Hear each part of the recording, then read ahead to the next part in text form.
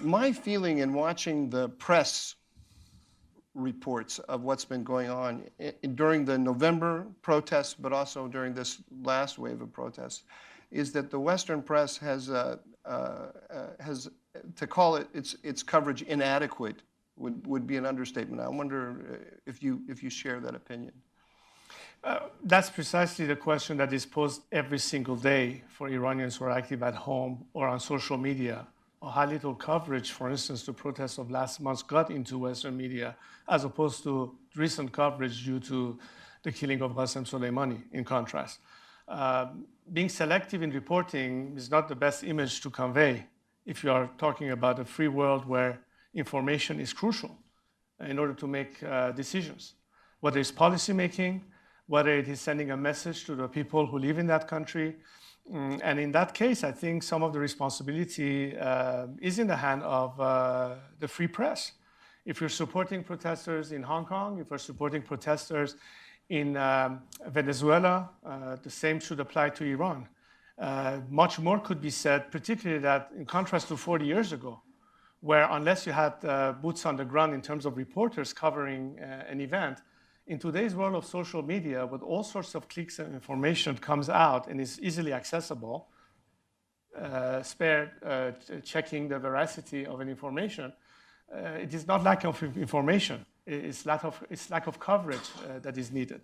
So yes, I also appeal, not just me, I think millions of Iranians appeal to the free world and the free press to make sure that if they're going to brave their lives, and in fact are losing their lives on their path to liberate themselves, that the world shows their solidarity and support. And the first line of defense is media, because the regime, guess what, is trying to shut down people by jamming satellite signals, by interrupting the internet. Why? Because they don't want people to find out. And people need the information. And it is the free media that offers that information for all to see. So I hope they do their part. There was a persistent media line that the killing of Soleimani brought all of the Iranians together, united them in solidarity against the United States. I mean, I think we can see clearly that that's completely false. There has been tremendous amount of chatter on social media regarding this event, and as much as some selective footages by the typical rent-a-crowd that the regime could mobilize, there were also many protests that was not covered or talked about burning his picture and people chanting against him. I think the Iranian people make no mistake about those who serve the country as opposed to those who serve the regime. And the regime has, for 40 years, shown that its agenda is not Iran and the Iranian people, only its own survival, at the expense of oppressing people and repressing them to the point of killing, as I said, just last month, 1,500 people, just for being peacefully protesting them. Let's talk a little bit about the repression.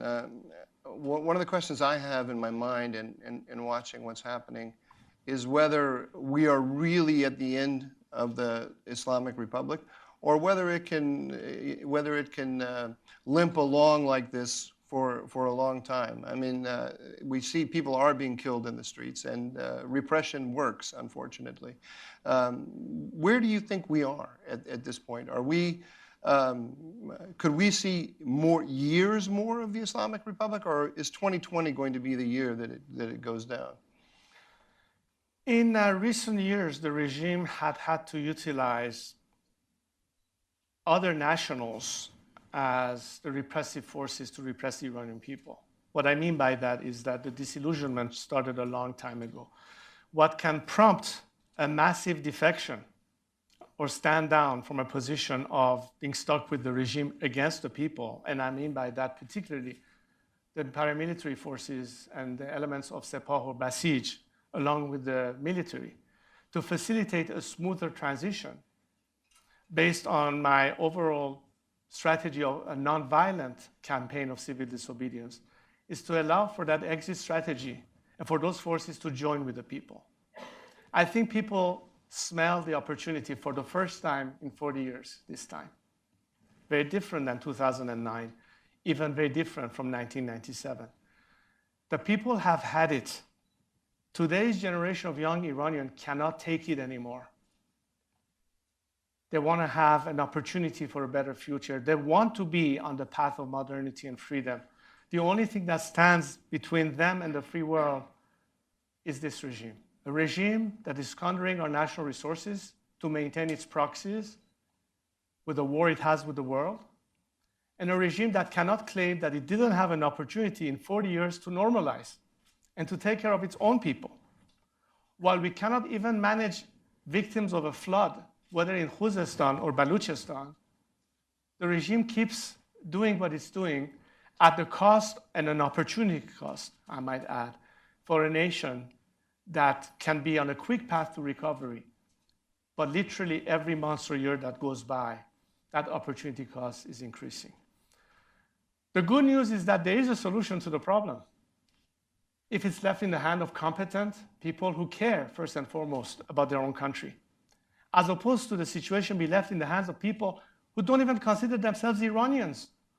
Let's not forget, this regime is based on the premise of being representative of ummat and not millat. And the people of Iran are a nation with thousands of years of civilization, of different ethnicities, of different religions, who have lived side by side for centuries.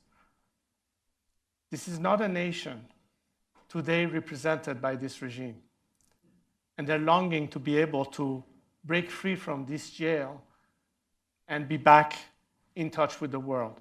We can expedite this.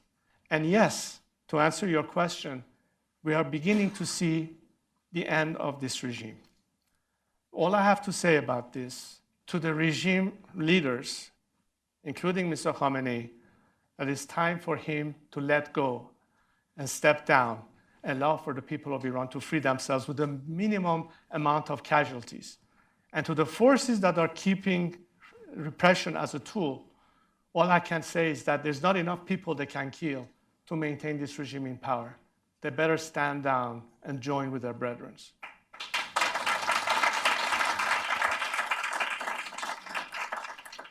Just for our viewers in Milwaukee, you said that there's a distinction between the regime sees itself as the representative of the universal Islamic community as opposed to the nation. And you want to transition to nationalism away from this universal ideology.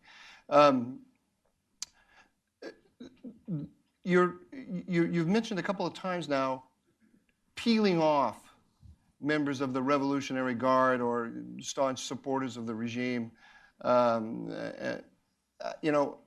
Years ago, 2006, I met with a prominent British diplomat who'd spent a lot of time in Iran, and he told me that he was amazed at how many members of the Basij he met who would ask him for visas.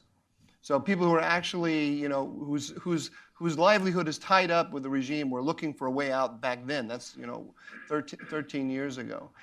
Do you have any ideas about how to peel? It's in a situation like this where it's so polarized and where it's turning violent. How do you encourage defections and get people to whose heart is no longer in supporting the Islamic Republic, but whose livelihood is tied to it? How do you go about doing that?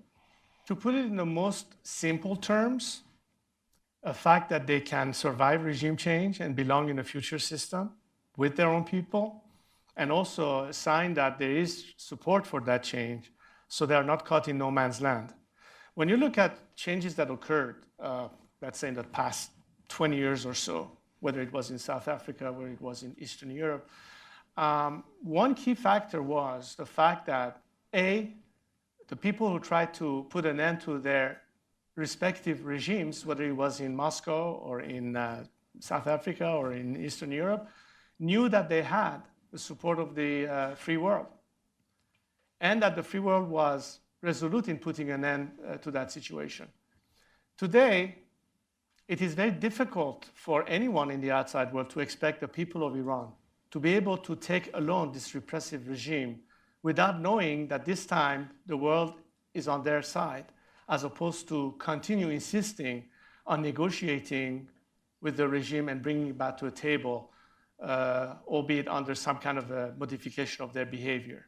As I said in my opening statement, the regime has been what it is from day one. It is like suggesting that, well, let me put it this way. You can tame a horse, a wild horse. You can even tame a lion, but I doubt that you can tame a shark. It's in its DNA. This has been the regime's DNA from day one. Don't forget one thing. The founder of this regime, Khomeini's first word to a reporter asking him the question about how he felt returning to Iran after 15 years of exile, his answer was one word: nothing. And this nothing is now haunting this regime because millions of Iranians care about Iran. And therefore, isn't it time to end a dialogue that is pointless and start a dialogue with the people of Iran, with the secular democratic forces? Because we are part of the solution, but this regime remains part of the problem. And change cannot occur if you keep repeating the same mistake and expecting a different outcome. I trust that my compatriots do not need any particular coaching in terms of understanding what should their aspiration and desire be to live in a free society when they are sovereign and they have responsible and accountable governance. We are very close to getting there, but we need every ounce of encouragement and support. The people of Iran need to know that there's light at the end of the tunnel. They need to have hope that they won't be abandoned because they have already braved and risked their lives with no support whatsoever. Imagine what they can do if they start having real support for a change beyond rhetoric. Beyond rhetoric. I wonder if we could turn to your role in this process, and maybe we'll just start by me asking you: how do you envision your role in this, the final months, years of the Islamic Republic? To the extent of the trust and that people place in me and the name recognition that I have, I certainly have tried to do the best I can to encourage as much coordination and unity among like-minded forces, because we have a common agenda to free our country. There'll be plenty of time to debate our differences in a democratic atmosphere. And at the end of the day, the best thing I can say to people is, regardless of what they believe in, the only way to measure ultimately what people want or desire is the ballot box. And how could we possibly determine our future if we don't have the opportunity to have free elections? Any democracy functions that way, and it should be no different for Iran. So the quickest we get to a point that we can finally organize elections and have the ballot box speak the will of the majority, we will still not be able to achieve our aspirations for a free and democratic societies. We have never had, in our entire history, free elections in Iran, have we? Isn't it about the time to say we belong to the 21st century rather than the medieval ages? I believe that's what millions of Iranians are chanting in the streets today when they challenge the regime's legitimacy, when they call down to the end of this dictatorship. Their voice is beginning to finally get heard, not just heard, but responded to. And one of my tasks, and what they have asked me throughout the years, is to convey their message to the free world and to be able to bring as much support that I can possibly orchestrate towards their goals and ambitions inside. Now, clearly, there has to be a distribution of tasks. A lot needs to be done inside and outside of Iran.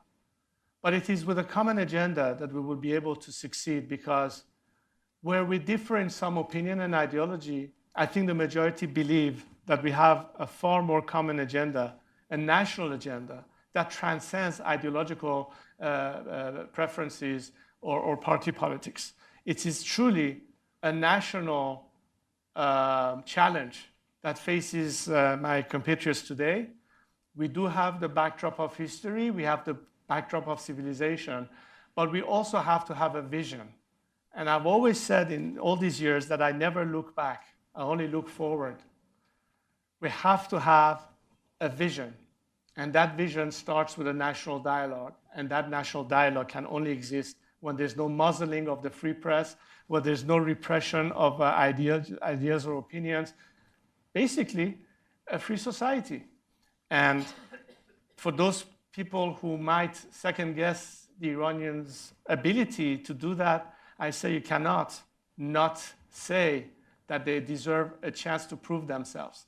And I believe in that chance. And that's what for 40 years and counting I've been trying to do. Put them on the driver's seat and let them be masters of their own destiny. Nothing else. I think you basically just answered this question, but I want to ask it anyway. Because when we announced this event, I got through Twitter all kinds of messages from different points of view in the Iranian political spectrum. I got many people who said, thank you, thank you, thank you. And then I got people who said, how can you do this? You have to ask him this, you have to ask him that, and so on. And so I got messages from people in the MEK saying that you don't represent them. I got messages from ethnic minorities saying you don't represent them. What would you say to those people? I think you just answered it, but I'd like you to give you the opportunity to say directly to them who are saying that you don't speak for them. What would your answer to them be? Well, I've always said in all these years that, first of all, it's not about me. It's about the people of Iran. And number two, you may not like the messenger, but is there something wrong with the message? Yeah.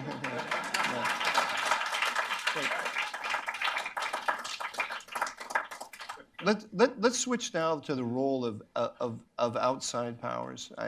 In your opening remarks, I took that to be a very blunt statement, I would say, to the Trump administration. Don't negotiate with the regime at this point.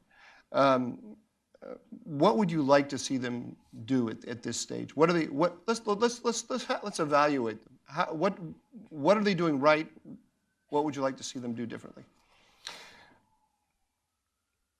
Over the past 40 years and counting all the preceding administrations, whether Republican or Democrat, I can safely say that this is the first administration to be as vocal in demonstrating some support towards the Iranian people and clearly making a distinction between the people of the regime.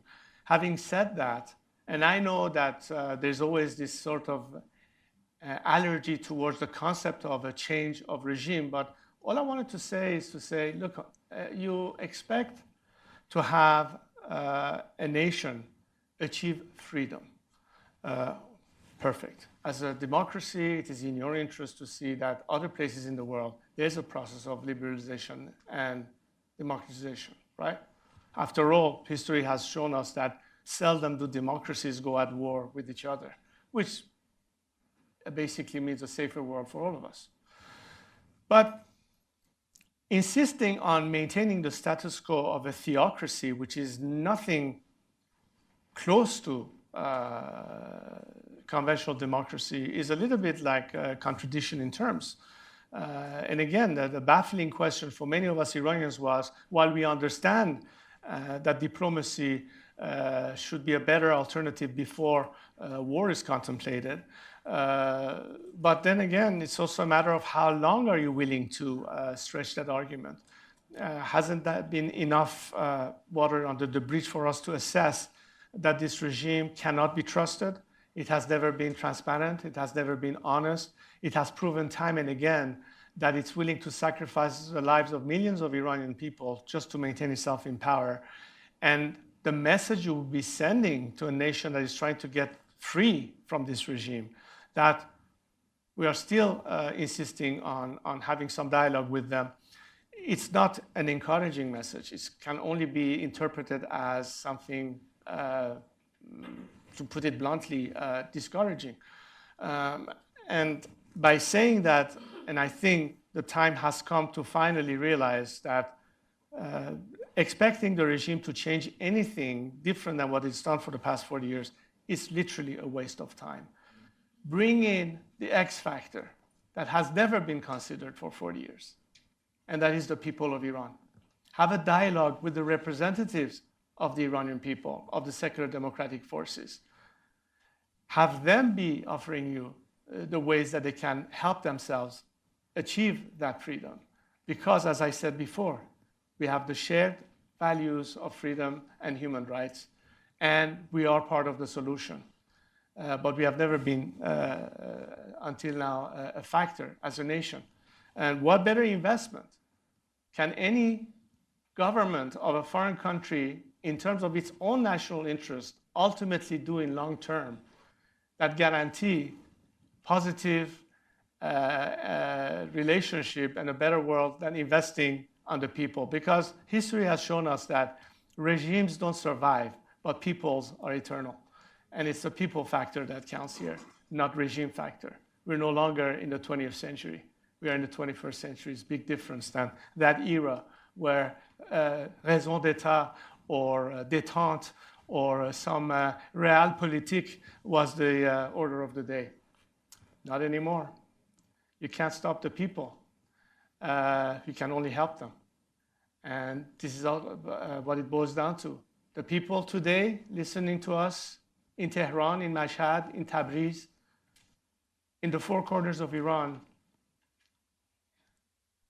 expect the world to show more than just moral support. They expect them not to be thrown under the bus in the name of diplomacy and negotiation. That's what they want to hear from you. And that's my message to this administration, to its Western allies. Do not count this factor, because if anything, the best way to de-escalate is by not relying on this regime anymore, but relying on the people that have no quarrels with you, that are in the same boat.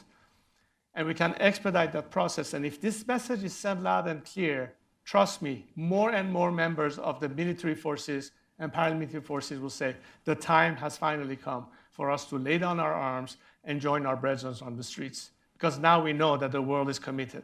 We're no longer in no man's land.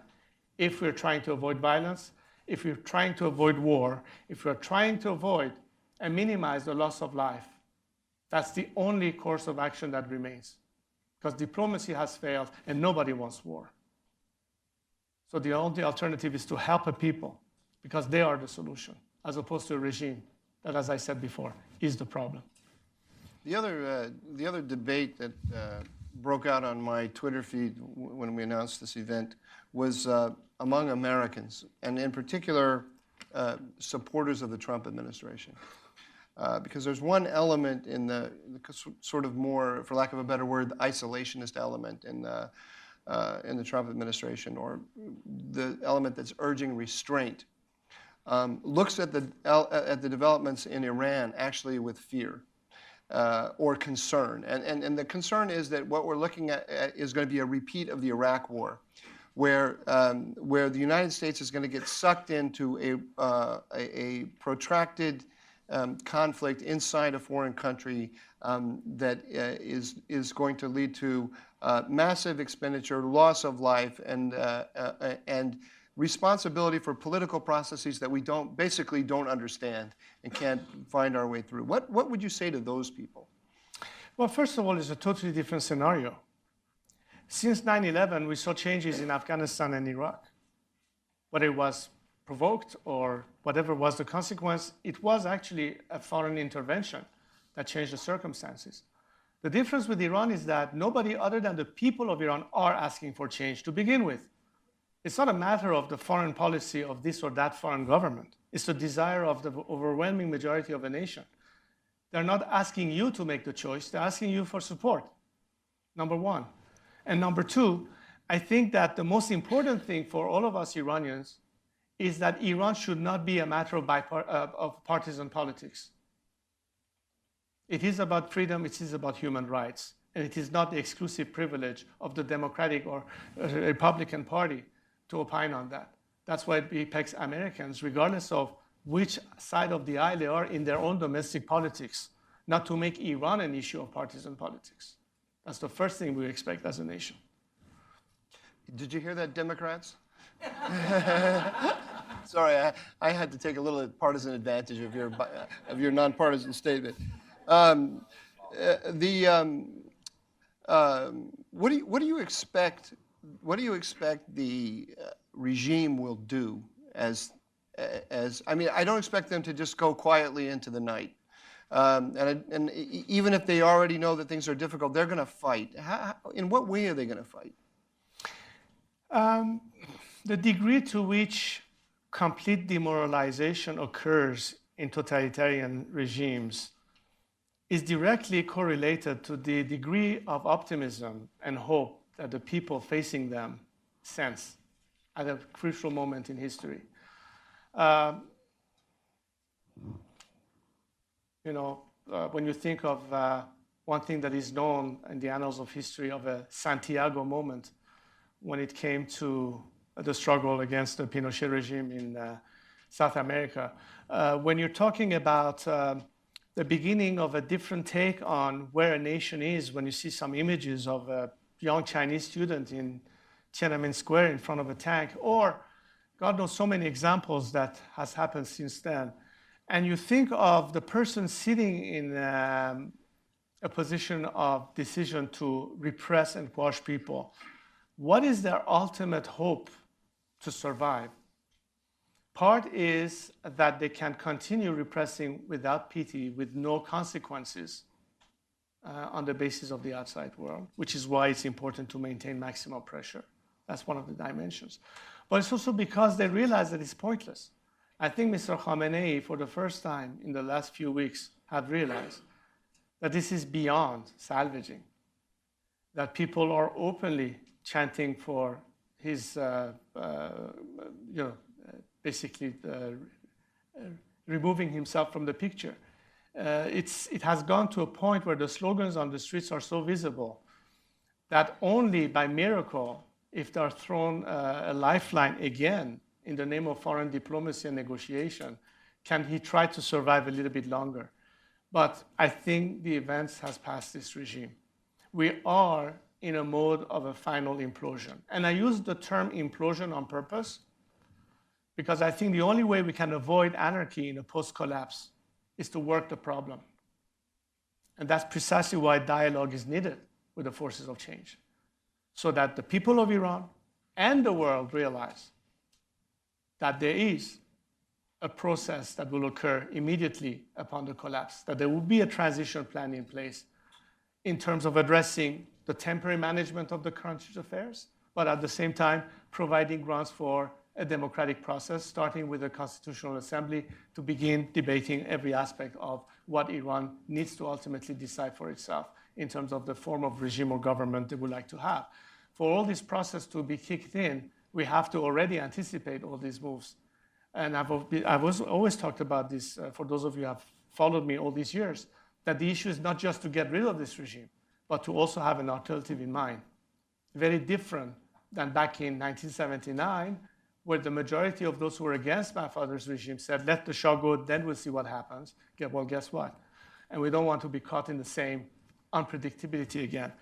For those who are using this excuse that, well, we don't want to have another scenario of America be dragged into anything, America is not being dragged into anything other than what people are asking. And again, let me repeat that. All we need to know is that you're on the right side of the equations. The people are doing the job. It's not going to be American forces. It's not going to be an intervention of any sort. It's basically supporting a nation on its path to claiming their country back from a regime that has put them literally in jail for the past 40 years. That's the investment, but you cannot just talk about it. You have to actually take some steps towards that. We have to do our part. When I say we, I mean we, the Iranian people, both at home and abroad. This is why, over all these years, and particularly in recent months, I, for one, have been constantly increasing my dialogue with people inside Iran, people who can be the forces of change in terms of administrative skills, various forms of managers, and people who obviously, under the circumstances, are forced to work and operate under the radar because they cannot prematurely be exposed, so they can be the components to fill in that gap, together with the diaspora members of the democratic forces in exile and in opposition, to coordinate a plan and to have this dialogue among ourselves. make our necessary presentations to the outside world, but also to incentivize the people in their final blow to the regime, which I have always believed would be in culmination when the whole country comes to a standstill with major labor strikes. And I have some specific suggestions as to how that could be assisted. All of this means that we're not just sitting here and saying this regime must go. We also have a plan in terms of how to replace it and with what. But we need to have much better dialogue with the outside world, not only for them to understand that there is going to be a solution, it's not going to be mayhem, but also to identify the forces at play so that basically we're all on the same frequency. That's very critical, and it will expedite and smooth the process of transition in a post-regime collapse. We'll move now to questions from the audience, which have come to me through the magic of the internet. And let me just take up with what you just said, because I have a question right here before me, clearly from a supporter. Why doesn't His Highness call for a general strike? I think that the general strike will occur at a point where we have an increased ability of coordination of street action inside Iran. One thing that has been missing, and I would pretty much admit to this, is the fact that there is a lack of interim or middle management. You have the people on the streets, you have a general desire, but the daily aspect of managing, coordinating, orchestrating a variety of campaigns requires more than the limited resources that currently exist in Iran. Now, a lot of it is financial, because you have to be able to finance that. But the time where we can call for a national strike is for us to have the ability to tell that would-be striker that he or she is going to be compensated, running the risk of losing his wages as a result of going on strike. For years now, I've proposed the formation of what I would call a strike fund, a dedicated amount of money that will be there to guarantee financial compensation for the worker and his families that would go on strike. These people are hardly surviving these days economically. They cannot be expected to risk everything with nothing in return. You need to incentivize them. So that's one aspect, which will then make it easier to call for a nationwide strike. The timing of the strike is also important, because you cannot sustain such strikes for months at a time. It has to be part of a climax which forces the final nail in the coffin of the regime, so that immediately when the implosion occurs, that element of transition can be in place. These two go together hand in glove. So the timing has to also be right. Now, in preparation for all that, a lot of groundwork needs to be done. And for the most part, Iran's civil society in various sectors have done pretty well, given the circumstances. We simply need to increase their abilities to implement this. We also need to make sure that communication and coordination remains part of the equation. Most of my compatriots that talk to me about this are fearful of yet again another interruption, for instance, in the internet access or broadcast. And I think this is where, again, we talked earlier about the role of media in general, and social media, which is our primary tool, not only of communication, but of operation these days, as a vital element that will assist the people when they're coordinating, whether on tactical basis or other issues, their daily actions in their respective sectors.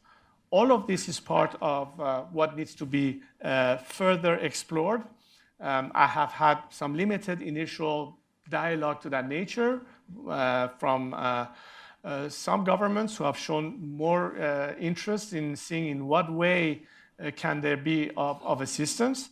But as I said, this is something that I would leave to the experts and the people who are in a position to pretty much put down together their list of asks in terms of specifically what can be done. And again, it goes back to my point that once this dialogue actually starts with all these forces, a lot of the answers to many of these questions will be found, some of which I may be able to answer, but most of it will be answered by those who are, in fact, in a position right now as we speak to orchestrate or organize any action within Iran or, for that matter, outside. How about, here's another one. would you support the establishment of a constitutional council or a parliamentary constitutional convention? Well, a lot of questions over the years have been asked about why not form a government in exile. This is probably the most frequent, common question over the years, including recently, that has been asked. I don't think that's a practical avenue, because, again, for a government in exile to have any sense, that means that any foreign government will have to cease official recognition of the existing de facto government and begin to officially recognize such governance.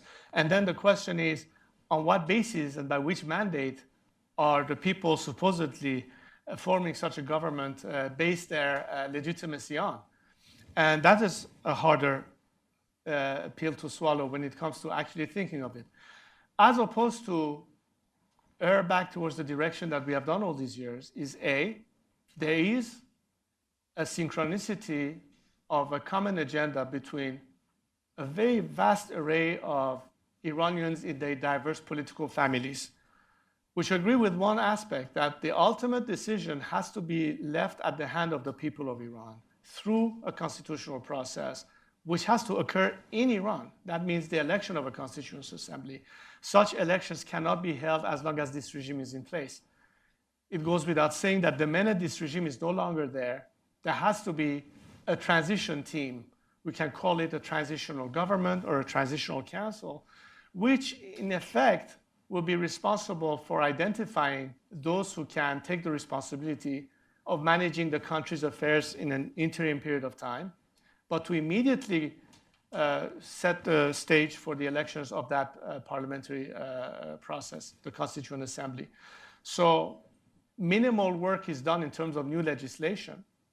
To that effect, I've been asked the question, well, during that period, let's say it takes a year, a couple of years, or maybe 3 years at the most during that transition phase, the country is governed based on which laws? Are we going to operate under the laws of the Islamic regime, or are we going to fall back to preceding laws predating this regime, at least as a frame of reference, so that some order is brought back to society? What is the role of the militia during that time? To which I say, isn't it their first job to preserve order and security in Iran, to prevent vigilantism or pillage? That's what their role should be, as opposed to turning their gun on the people, make sure that they can maintain law and order. That's part of the equation. That's the role and definition of transitional governance, to make sure that these roles are defined. And ultimately, making sure that as we are working on that first phase of transition, as of now, we can encourage people to form their political parties. Because guess what? At the end of the day, let's say there's a national referendum that decides the final form of the regime that the majority of the people want. The first stage towards normalcy would be the elections of the first majlis of this new democratic system. And of course, the result of the first election organized by political parties to form the first government of this new democracy. So without political parties, how can we possibly identify those responsible to govern the country tomorrow based on elections? We have to think the problem as of now. Now, under this regime, no political parties can form, but they can certainly start thinking about it. They can certainly plan their agendas. I envisage a country that will have probably a multi-party system, probably a very strong conservative party, a liberal democratic party, a socialist party, most likely, and maybe a few parties in between. And that's where left from right differs. But the common agenda is to make sure that at the end we have elections organized by parties, because in any democracy, governments don't organize elections, parties organize elections. If we miss the boat on that, we haven't solved our problems. We need to think about that as well. So again, as I said, there's a distribution of tasks. The political opposition of Iran has a hard job these days, because they have to be able to provide this avenue without making it, again, a partisan issue. For the leftists to say, what about my agenda? For the conservatives to say, what about my agenda? For the monarchists to say something, for the Republicans to say another, and so on and so forth. Let's make sure that we can at all times guarantee that every voice will be heard and no voice will be muzzled. But there is a rule of the game, the democratic process. Political pluralism has to be at all times observed in Iran. And this is for a country that is in nature diverse, that is in nature, how shall I say, at least in terms of composition, a mosaic. It goes without saying that its politics will have to pretty much match the same thing. So by all means, form your parties. Think of it, because the day we finally have opted for our new system, we go back to business as usual in terms of ordinary governance, which is basically cyclic elections every 4 or 5 years, and form the government in charge of affairs for Iran. That's the end of the process from where we are now to where we want to be. And in all this process, there are different phases and different times. The most important thing right now as we are approaching collapse is to start thinking much more seriously about the elements that have to immediately fill the vacuum and take over the country, so we are in a mode of controlled implosion with a known outcome as opposed to uncertainty, which usually is conducive to chaos and anarchy, which we will try to avoid at any cost. But then again, to the outside world, my message is the fact that you're concerned about not having anarchy doesn't justify your policy of maintaining status quo. That is no longer tenable. That needs to change. That's the first element that needs to change. You already addressed this issue, but let me read this question to you. And if you have anything to add, you can add. And if you've said everything you want to say, we can just stop right there. It's an election year in the U.S. We have a president whose legitimacy is questioned. Whether it be fair or not is questioned. How do you recommend the Iranian opposition navigate their goal of liberty without getting caught in the crosshairs of partisan politics in the U.S.? As I said, the first hope of any of our activists, civil rights and human rights advocates inside and outside Iran when it comes to the future of our country is not to have the domestic politics of a foreign government divide them over their bipartisan or multi-partisan support to the Iranian people. Of course, in any country you have an internal debates. There's no question that America is perhaps more than ever divided when it comes to internal politics. From the day I've started to live in this country, I've never seen it as such. But it is happening at the time where the world needs to have clear messages sent to unwanted systems that still prevail. And usually, those kind of regimes always find a way to take advantage of any internal division of foreign countries when it comes to their attitude vis-a-vis that given country. They will play to the max through their fifth column and a wave of apologies, as we have witnessed many times.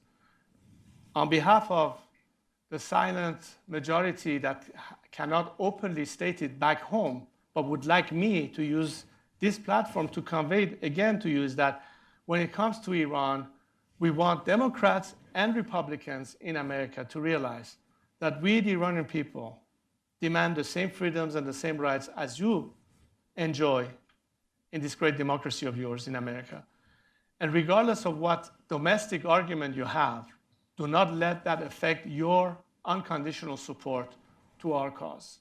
That's my message on behalf of my compatriots to the American people and its government. And I hope that you will find an answer to this inquiry back to the Iranian people. Whether it's the president saying it, whether it's his opponent saying it, whether it's the American media saying it, you are addressing the Iranian people. Here's your opportunity to say we are with you as opposed to not. So all of that is, as we speak, unveiling. I think there's a beautiful note on which to end. So please join me in thanking Reza Pahlavi for these very, very informative remarks at this historic moment.